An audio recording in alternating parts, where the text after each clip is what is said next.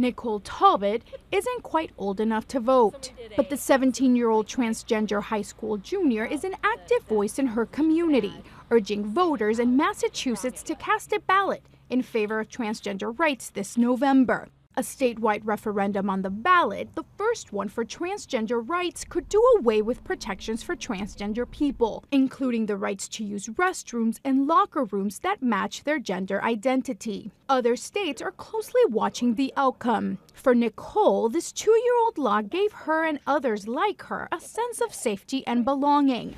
Transgender people were just trying to live our lives as who we are like everyone else, and that includes going to the bathroom, that includes going to work, that includes buying coffee at a coffee shop. What does Massachusetts Question 3 mean to you?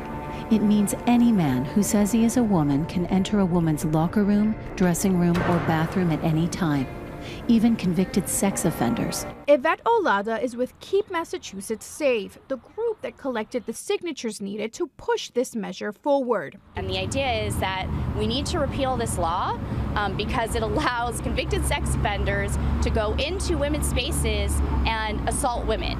And while other people may say, well, criminals are going to do what criminals are going to do, there's no recourse for women to ask those people to be removed. Public records show only a handful of complaints directly related to the 2-year-old law, and none alleging predation in bathrooms or locker rooms. Jeff Berry is a professor of political science at Tufts University in Boston. If Massachusetts were to pass this rejection of transgender rights, it would have a significant impact around the country. Massachusetts is seen as a liberal bastion. We're the first state to legalize same-sex marriage. So if we turned our back, or the public turns its back on transgender citizens, other states would sense that there isn't political support for this, and they would pull back too. Something that continues to weigh on Nicole's mother, who has done everything she can to ensure her daughter has a sense of normalcy. Pull it up, girl.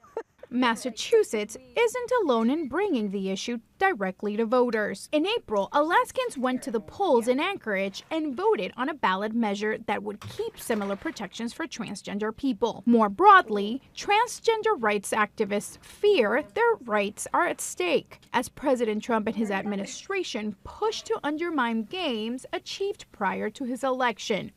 Vanessa Alvarez, The Associated Press.